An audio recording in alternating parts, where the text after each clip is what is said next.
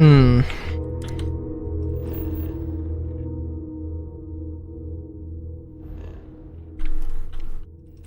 Oh, do we have Fundament? Oh, geez, okay.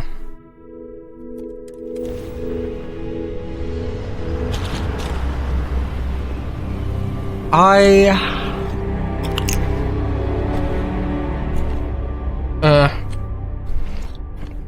going!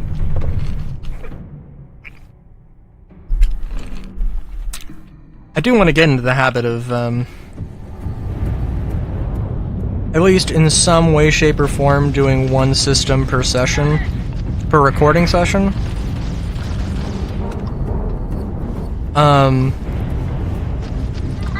But, you know, that also varies because, yeah.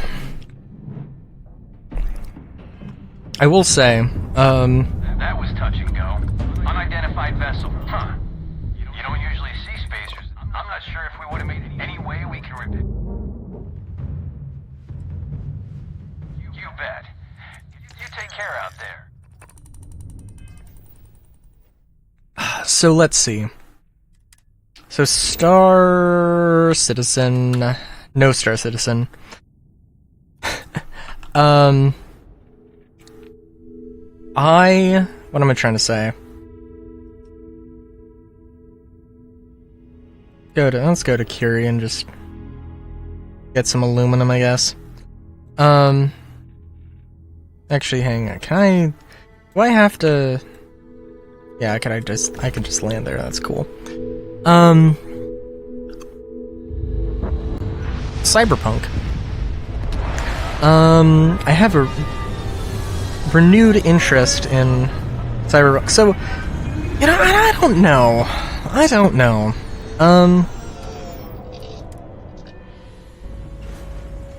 I kind of want...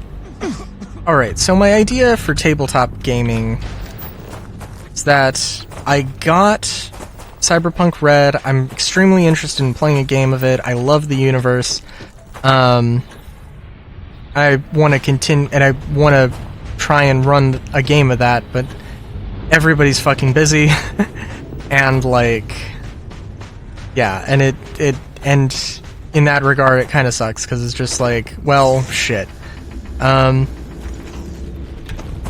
think there are some online friends that I was wanting to do it with my local friend group.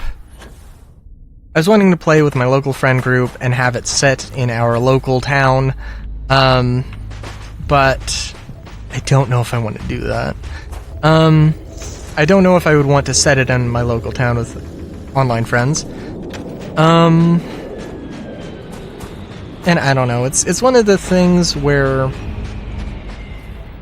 obviously don't dox yourself, but you know, well, I mean, like, I don't live in New York. I don't live in Los Angeles. I don't live in Dallas. I don't live in Chicago. But if I did live in any of those cities, saying that, yeah, we'll do that and we'll set it in, we'll have Cyberpunk New York, Cyberpunk Chicago, or whatever, that would be, you know, like, that wouldn't, that I don't think would really be doxing yourself, and it really just depends, like, I'm trying to think of any, like, really, like, if there was a really small town that you live in, the smaller the town, the easier it would be to dox yourself, basically.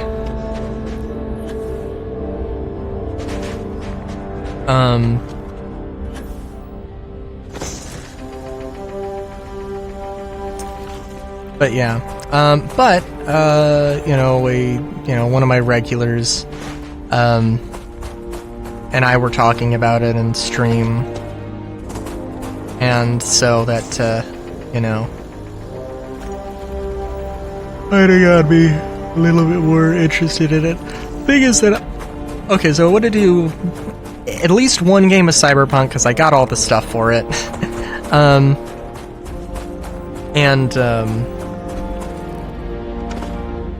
Then I also want to make my own tabletop game, which, I'm still working on, and I want to run, it's setting agnostic. I want to run several games in it, and I mean, there can be anything, which I think is, going to be the fun of it, that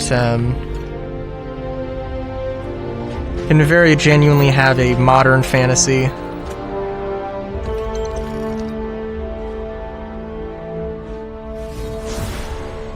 I can have a modern fantasy, I can have a space fantasy, I can have a hard science fiction,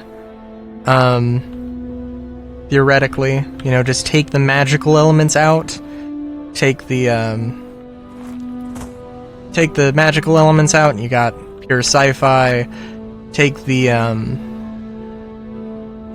take the modern stuff out, we'll take the space stuff out, you got a modern thing, take the modern stuff out, you got whatever era of things you want. So, I need to account for several levels of technology, which is a thing.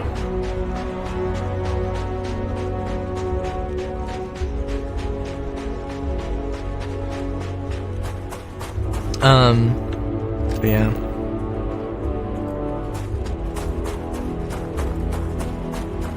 I don't know. It's also... Oh, what was it? I don't know. I kind of... There are some things that I just want to copy, to be frank with you.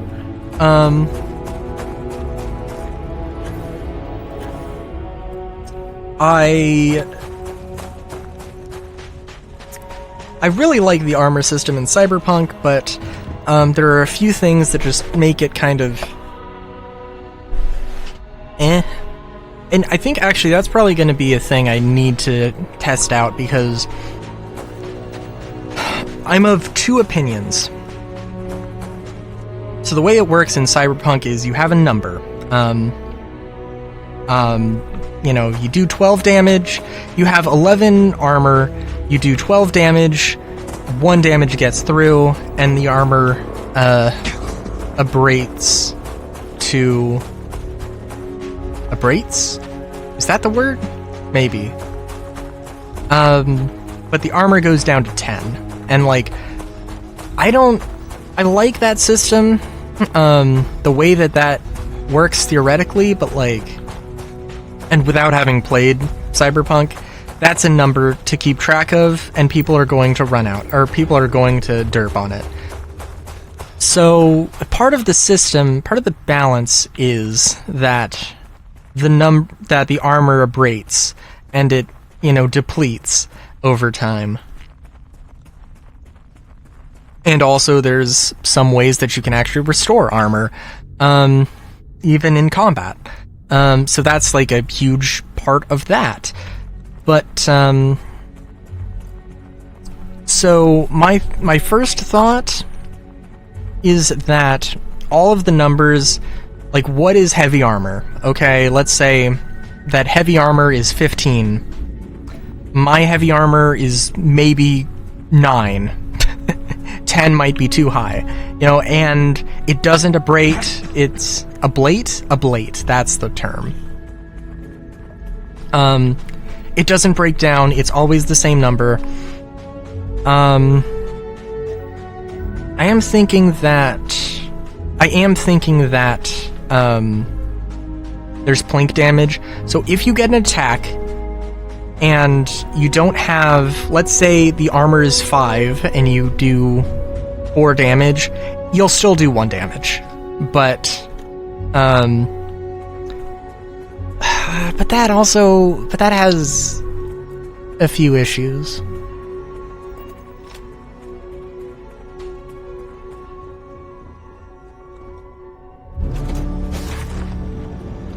Well, I don't know exactly how the balance is, because I'm thinking I mean, if you gang up on somebody and you can only do, let's say for some reason you can only do 1 damage.